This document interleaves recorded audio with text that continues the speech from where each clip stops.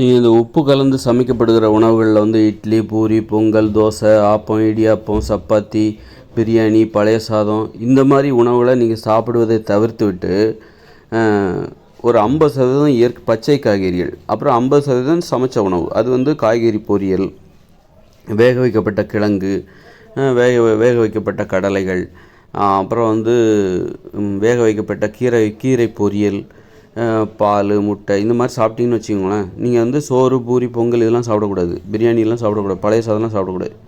சாப்பிடாம நான் சொல்கிற அந்த காய்கறி பொரியல், அப்புறம் வேக வைக்கப்பட்ட சுண்டல், வேக வைக்கப்பட்ட கிழங்கு, அப்புறம் பச்சை காய்கறிகள், பழங்கள் இந்த மாதிரி சாப்பிட்டிங்கன்னா என்ன ஆகும்னா, உங்கள் உடம்புல இருக்கிற சளிகள், அதாவது சளி என்கிறது உடம்பு முழுக்கவே இருக்கும். அது எங்கே நுரையீரலில் மட்டும்தான் இருக்காது, உடம்பு முழுக்க இருக்கும். அது வந்து வெளியேற ஆரம்பிச்சிடும். சளி வந்து அடிக்கடி வெளியேற ஆரம்பிச்சிடும். உடம்புல இருக்கிற நீங்கள் முழுக்க பச்சை காய்கறிகள் சாப்பிட்டிங்கன்னா உடம்புல இருக்கிற ஒட்டுமொத்த சளியும் வெளியே வந்துடும். அதே நேரத்தில் நீங்கள் வந்து நான் சரி முழுக்க பச்சை காய்கறிகளை சாப்பிட்றது ரொம்ப கஷ்டம். அது வந்து நல்ல விஷயமும் இல்லைன்னு தான் நான் சொல்லுவேன். ஏன்னா இந்த இயந்திர அறிவியல் உலகில் நீங்கள் பொருந்தி வாழணும். ரொம்பவும் ஒரு ஒரு ஒதுங்கி வாழக்கூடாது. பொருந்தி வாழணும், கலந்து வாழணும். அப்படின்னா உப்பு கலந்து சமைக்கப்பட்ட உணவுகளே கொஞ்சம் தரமான உணவுகளை நீங்கள் எடுத்துக்கணும். அப்படி எடுத்துக்கும்போது என்ன ஆகும் அப்படின்னா, நான் சொல்கிற மாதிரி நீங்கள் பூரி, பொங்கல், தோசை, இட்லி, இடியாப்பம், அப்புறம் பேக்கரி உணவு, சிப்ஸு, பஜ்ஜி, சமோசா இதெல்லாம் சாப்பிடாதீங்க. பரோட்டா இதெல்லாம் சாப்பிடாதீங்க. பழைய சாதம் இதெல்லாம் சாப்பிடாமல் நீங்கள் வேக வைக்கப்பட்ட காய்கறிகள், வேக வைக்கப்பட்ட கடலைகள், வேக வைக்கப்பட்ட கிழங்குகள், அப்புறம் வந்து காய்கறி பொரியல், கீரை பொரியல் இந்த மாதிரி நீங்கள் சாப்பிடும்போது பால், முட்டை இது மாதிரிலாம் எடுத்துக்கோங்க. சாப்பிடும்போது என்ன ஆகும்னா, உடம்பு முழுக்க தேங்கி இருக்கிற சளி வெளியே வரும். அது வந்து நீங்கள் அற்புதமாக உணர்வீங்க. அந்த சளி முழுமையாக வெளியேறிக்கிட்டே இருக்கும். முழுமையாக வெளியேறாது, ஆனால் நீங்கள் பச்சை காய்கறிகளை முழுக்க சாப்பிட்டா மட்டும்தான் உடம்புல இருக்கிற சளி வெளியேறும். பச்சை காய்கறிகள், பழங்கள் இதெல்லாம் நீங்கள் உணவாக சாப்பிட்டீங்கன்னு வச்சுங்க, முழு நேரம் உணவாக சாப்பிட்டிங்கன்னா உங்களுக்கு உடம்புல இருக்கிற சளி முழுமையாக வெளியேறிடும். அது வந்து சளி ஏன் வருதுன்னா, அந்த உப்பு கலந்து உணவுகளை சமைச்சு சாப்பிட்றோங்களா, இதுதான் காரணம். அப்புறம் வெள்ளைச்சீனி கலந்தது, மைதா இதனால் செய்யப்பட்ட உணவுகள், இதனால்தான் சளி வர்றதுக்கே காரணம். சளி உற்பத்தியாகி உடம்பு முழுக்க தேங்கிறது காரணம். சளி வந்து உடம்பை இறுக விடாது, உடம்பை லூஸ் பண்ணிகிட்டே போகும். தொலை உடம்புக்கு தொப்பை வருவதற்கு எல்லாம் அந்த சளி தான் காரணம். நிறைய பேருக்கு அது வெளிப்படையாக தெரியாது. ரொம்ப அதிகரிக்கும் போது தான் அது ஆஸ்மா, வீசிங்க அது மாறும். மூச்சு விடுறதுக்கு சிரமத்தை ஏற்படுத்தும். இந்த சளி தான் மூச்சு விடுவதற்கு சிரமத்தை ஏற்படுத்தும், சுவாச கோளாறுகளை ஏற்படுத்தும். இந்த சளி வந்து உடம்பு முழுக்கவே பரவிருக்கும். பெரும்பாலான உப்பு போட்டு சமைச்சு சாப்பிட்றீங்களா, நீங்கள் சாப்பிட்ற சாப்பாடு வந்து இட்லி, பூரி, பொங்கல், தோசை, பிரியாணி, அப்புறம் பழைய சாதம் இந்த மாதிரி சாப்பிட்றீங்களா, பஜ்ஜி, சமோசா, கேக்கு, ஸ்வீட்டு இது மாதிரி சாப்பிட்றீங்களா, டீ, காஃபி இது மாதிரி சாப்பிட்டுட்ருக்கீங்களா, அப்போ கண்டிப்பாக உங்கள் உடம்பு முழுக்க சளி இருக்கும்.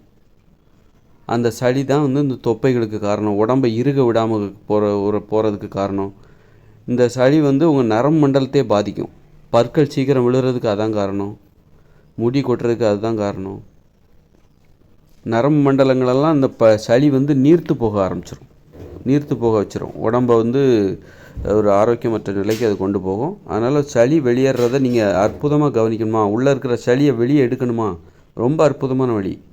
நீங்கள் இட்லி, பூரி, பொங்கல், தோசை, சப்பாத்தி, இடியாப்பம், ஆப்பம், ஊத்தப்பம், பிரியாணி, பழைய சாதம் இதெல்லாம் சாப்பிடாதீங்க. சமோசா, பஜ்ஜி, ஸ்வீட்டு இதெல்லாம் சாப்பிடாதீங்க. அதுக்கு பதிலாக வேக வைக்கப்பட்ட கடலை, வேக வைக்கப்பட்ட கிழங்கு.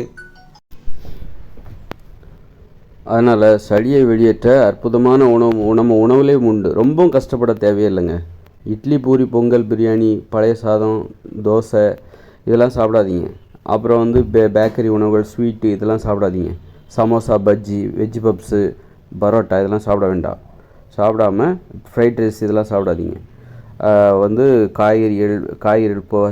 காய்கறி பொரியல், பழங்கள், அப்புறம் பச்சை காய்கறிகள், அப்புறம் வேக வைக்கப்பட்ட சுண்டல், பச்சையாக நீரில் ஊற வைத்த வேர்க்கடலை, அதுவே வேக வைக்கப்பட்ட வேர்க்கடலை, வறுத்த வேர்க்கடலை இந்த மாதிரியான உணவுகளை சாப்பிட்டிங்கனாலே, பால், தயிர் இந்த மாதிரி சாப்பிட்டிங்கனாலே அப்படியே உள்ளே இருக்கிற சளியெல்லாம் கொஞ்சம் கொஞ்சம் வெளியே வர ஆரம்பிச்சிடும். உடம்பு வந்து அந்த பருமன் இருக்கவங்க உடம்பு வற்ற ஆரம்பிச்சிடும். இந்த சளி தான் உடம்பை வந்து அப்படியே ஊதிக்கிட்டே போகும். உடம்பு பெருத்துக்கிட்டே போகிறதுக்கு இந்த சளி ஒரு காரணம். சளி பெருக அது வந்து உடம்பும் பெருத்துக்கிட்டே ஊதிக்கிட்டே போகும். அதனால் வந்து நல்ல விழிப்பாக இருங்க. இதெல்லாம் செஞ்சு பாருங்கள், உங்களுக்கு அந்த அந்த உண்மை தெரியும். நிறைய பேர் ஆஸ்மா வீசிங்கால் பாதிக்கப்பட்டிருப்பாங்க. ஆனால் அவங்க வந்து இந்த உணவு முறையாலே அவங்க பிரச்சனையை சரி செய்ய முடியும். ஆனால் திரும்பவும் உணவு முறையை மாற்றும் போது பழைய மாதிரி சோறு பூரி பொங்கல்லாம் சாப்பிட்றாங்கன்னு வச்சுக்கோங்க, திரும்ப அவங்களுக்கு அந்த பிரச்சனை வர ஆரம்பிச்சிடும். அதனால் வந்து எப்போதுமே உணவு முறையில் ஒரு கட்டுப்பாடு, ஒரு நிரந்தர கட்டுப்பாடு. எப்போதுமே நம்ம ஒரு உணவு முறையை வந்து நிரந்தரமாக்கிக்கணும். இதுதான் நம்முடைய உணவு முறை. வாழ்நாள் முழுதும் நாம் இந்த உணவு முறையை தான் நம்ம கடைபிடிக்க போகிறோம். எது நமக்கு ஆரோக்கியத்தை தருதோ அந்த உணவு முறையை வாழ்நாள் முழுவதும் கடைபிடிக்கணும். கடைபிடிச்சிட்டிங்கன்னு வச்சுக்கோங்க, அப்போ வந்து அது ஒரு பாதுகாப்பு. இருந்தாலும் இப்போ சிலர் வந்து இப்போ ரொம்ப வீசிங் ஆஸ்மாலாம் இருக்காங்க, சுவாச கோளாறால் அவஸ்தைப்படுறாங்க, மூச்சு திணறலால் அவஸ்தைப்படுறாங்க. அவங்களுக்கு உணவை மாற்றினாலே சரியாயிடுமோ, அப்புறம் திரும்பவும் பழைய உணவுக்கு முதல்ல சாப்பிட்டுட்டு இருந்த அதே உணவுக்கு போயிட்டாங்கன்னு திரும்ப அந்த நோய் வர ஆரம்பிச்சிடும். அப்போது மருந்தும் தேவை. இந்த இடத்துல உங்களுக்கு மருந்தோட உதவியும் தேவை. ஏன்னா எல்லாருக்குமே சுவாச கோளாறு ஆஸ்மா வீசிங்கில் அவஸ்தைப்படலை. அப்போ அவங்கெல்லாம் வந்து எப்படி அவங்கள மாதிரி என்னால் இருக்க முடியாதா அப்படிங்கிற கேள்வி வந்து நோயாளிகளுக்கு ஏற்படும். இந்த சுவாச கோளாறால் அவஸ்தைப்படுறவங்க, வீசிங் ஆஸ்மாவால் அவஸ்தைப்படுறவங்களுக்கு ஏற்படும், அந்த கேள்வி ஏற்படும். அப்போ அவங்களுக்கு வந்து என்ன பதில்னா, முதல்ல வந்து ஒரு நோயின்னு வந்துட்டால் அதுக்கு மருத்துவம் தேவை, மருந்து தேவை. அது இந்த அலோபதி மருந்துக்கிட்ட போக வேண்டாம். ஆயுர்வேதம் சித்தா மருந்தில் இதற்கான தீர்வுகள் இருக்குது. அப்புறம் வந்து இந்த யுனானி வைத்தியத்துலேயும் தீர்வு இருக்குது. அதை நீங்கள் தேடி கண்டுபிடிக்கணும். மருத்துவத்திற்கு ஒரு நோய்க்கான தீர்வு எல்லா மருத்துவர்கிட்டையும் இருக்காது, சில மருத்துவர்கள்ட்ட தான் வச்சுருப்பாங்க. அவங்கள நீங்கள் போய் கண்டுபிடிக்கணும். அந்த தேடல் இருக்கணும். ஒருத்தர்கிட்ட போயிட்டு ஏமாந்துட்டு ஐயோ இந்த மருத்துவமே இப்படி தான் முடிவு கட்டிடக்கூடாது. மாற்று மருத்துவமான ஆயுர்வேத மருத்துவம், யுனானி மருத்துவம், சித்த மருத்துவத்தில் வந்து அதற்கான தீர்வுகள் இருக்குது. நீங்கள் தேடி கண்டுபிடிக்கணும். தேடி கண்டுபிடிச்சிட்டிங்கன்னா உங்களுக்கான இந்த சுவாச ஆஸ்மா வீசிங் இந்த மாதிரியான பிரச்சனைகளுக்கு ஒரு நிரந்தர தீர்வு கிடைச்சிடும். மருந்து மூலமாக உங்கள் உடம்பை குணப்படுத்தணும். அதன் பிறகு தான் நீங்கள் ஒரு உணவு மூலமாக அதற்கு ஒரு நிரந்தர தடையை ஏற்படுத்தணும். ஏன்னா நீங்கள் உணவு மூலமாகவே உங்கள் நோயை குணப்படுத்த முடியும்னு நினச்சிட்டு உணவை வச்சு நீங்கள் சாப்பிட்டு உங்கள் நோயை வந்து இல்லாத மாதிரி நீங்கள் உணரலாம். ஆனால் திரும்பவும் நீங்கள் உங்கள் உணவை மாற்றும்போது ஒரு நாள் நீங்கள் மாற்றினீங்கனாலும் உங்களுடைய பழைய பிரச்சனை வர ஆரம்பிச்சிடும். பழைய ஆஸ்மா வீசிங்கெல்லாம் திரும்ப வர ஆரம்பிச்சிடும். அதனால் வந்து நீங்கள் என்ன உணவு சாப்பிட்டாலும் உங்களுக்கு வரக்கூடாது. ஃபஸ்ட்டு நீங்கள் வந்து என்ன உணவு, ஏன்னா எல்லாருமே எல்லா உணவுகளையும் சாப்பிட்டுட்ருக்காங்க, எல்லாருக்குமே ஆஸ்மா வீசிங்கோட இல்லை. அது மாதிரியான ஒரு நிலையை நீங்கள் அடையணும். அதன் பிறகு தான் உணவு கட்டுப்பாட்டுக்குள்ளே நீங்கள் போகணும். அதனால் மருத்துவத்தின் உதவியோடு முதல்ல நோயை குணப்படுத்தணும். அதன் பிறகு தான் உங்கள் உணவு முறையை நீங்கள் மாற்றணும். அப்போ தான் இது ஒரு கூடுதல் பலம். இல்லைன்னா எப்போதுமே உங்களுக்கு ஒரு பயம் இருந்துகிட்ருக்கும். சோறு பூரியை பார்த்தா ஒரு பயம் வரும், அதை சாப்பிட்டா நமக்கு திரும்ப அந்த ஆஸ்மா வந்துடுமோ அப்படின்ட்டு பயம் இருக்கும். நீங்கள் மருந்து மூலமாக உங்கள் ஆஸ்மா வீசிங் எல்லாம் குணப்படுத்திட்டீங்கன்னு வச்சுக்கோங்க, அது கண்டிப்பாக அலோபதி மருத்துவத்தில் அதுக்கு வாய்ப்பு ரொம்ப குறைவு. ஆயுர்வேதம் சித்தாவில் தான் உங்களுக்கு வாய்ப்பு அதிகம், யுனானி மருத்துவத்துலேயும் வாய்ப்பு அதிகம். நிரந்தரமாக குணப்படுத்த முடியும். அப்படி குணப்படுத்திட்டிங்கன்னா நீங்கள் வந்து எந்த பயமும் உங்களுக்கு இருக்காது. ஐஸ்கிரீம் சாப்பிட்லாம், எது வேணாலும் சாப்பிட்லாம். பழைய சாதம், சோறு, பிரியாணி எல்லாம் வேணாலும் சாப்பிட்லாம். அப்படி ஒரு தைரியத்தை நீங்கள் வச்சுக்கிட்டு, அப்போ நீங்கள் பிரியாணியை பார்த்து பயப்பட வேண்டிய அவசியம் இல்லை. அப்படிப்பட்ட ஒரு தைரியமான மனநிலையில் தான் நாம் நம்ம வந்து ஒரு உணவு முறை, நல்ல உணவு முறைக்கு நம்ம மாறணும். நமக்கு வந்து உணவை பற்றின எந்த பயம் இல்லை. நம்ம சோறு பூரி பொங்கல் பிரியாணியை பற்றி நமக்கு எந்த பயம் இல்லை. ஐஸ்கிரீம் சாப்பிடலாம், எந்த பிரச்சனையும் நமக்கு வராது. அப்படிங்கிற ஒரு தைரியத்தோடு நீங்கள் உங்கள் உணவு முறையும் மாற்றிக்கணும். அதுக்கப்புறம் நீங்கள் ஐஸ்கிரீம்லாம் சாப்பிட வேண்டிய அவசியம் இல்லை.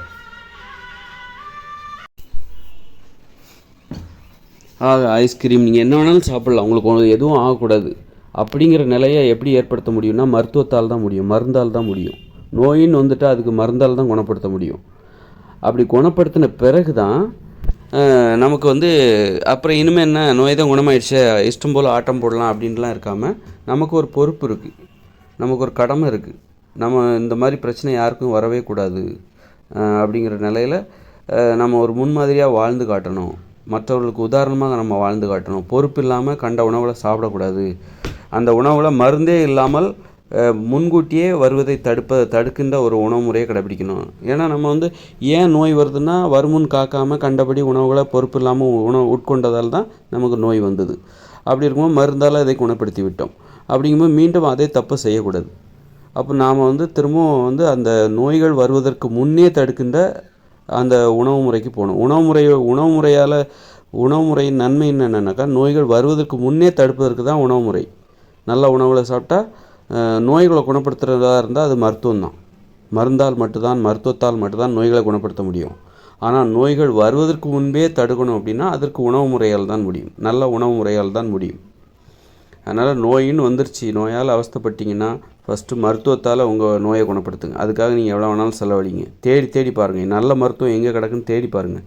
அது இன்றைய காலத்தில் எளிதாக கண்டுபிடிக்கலாம். யூடியூப்லாம் இருக்குது, ஃபேஸ்புக், யூடியூப்பு, சமூக வலைதள ஊடகங்கள் நிறைய அதற்கான நல்ல மருத்துவத்தை தேடி கண்டுபிடிக்கிறதுக்கான வாய்ப்பு நிறைய இருக்குது. பரிசோதனை பண்ணி பாருங்கள். அதற்காக பல ஆயிரங்களை செலவழிங்க. நல்ல மருத்துவத்தை கண்டுபிடிச்சி உங்கள் உடம்புல உள்ள நோயை முற்றிலும் குணப்படுத்திய பிறகு நோய்கள் வருவதற்கு முன்னே தடுக்கின்ற ஒரு உணவு முறையை நீங்கள் அதற்குள்ளே தெரிஞ்சு வச்சுருக்கணும். அதுக்கு நீங்கள் போயிடுங்க. அது பலருக்கு முன்மாதிரியாக இருக்கும். நாம் மற்றவங்களுக்கு முன்மாதிரியாக பயனுள்ள வாழ்க்கையை வாழ்கிறோம் அப்படிங்கிறதுக்கு அதெல்லாம் ஒரு நல்ல ஒரு வழிமுறை. கண்ட உணவுகளை சாப்பிடாம பொறுப்பை இப்படித்தான் சாப்பிட்ணும், இப்படி தான் இருக்கணும் அப்படிங்கிறதுக்கு மற்றவங்களுக்கு நாம் ஒரு உதாரணமாக இருக்கணும். அப்போ என்ன ஆகுனாக்கா, ஒரு நல்ல உணவு சாப்பிட்டிங்கனாலே அந்த சோறு, பூரி, பொங்கல், பிரியாணி, பழைய சாதம், பஜ்ஜி, சமோசா, கேக்கு, ஸ்வீட்டு இதெல்லாம் சாப்பிடாம வேக வைக்கப்பட்ட கடலை, வேக வைக்கப்பட்ட சுண்டல், கிழங்கு, பச்சை காய்கறிகள், பழங்கள் இதெல்லாம் சாப்பிட்டாலே உங்கள் உடம்புல உள்ள சளியெல்லாம் வெளியே போகும். நீங்கள் உடம்பு ஒல்லி ஆகிடுவீங்க, ஸ்லிம் ஆகிடுவீங்க, சூப்பராக. அப்படி எப்பவும் இளமை காலம் உங்களுக்கு அதிகரிக்க ஆரம்பிச்சிடும். முதுமை குறைய ஆரம்பிச்சிடும். ரொம்ப அற்புதமாக, ஆரோக்கியமாக, மகிழ்ச்சியாக வாழ்வீங்க.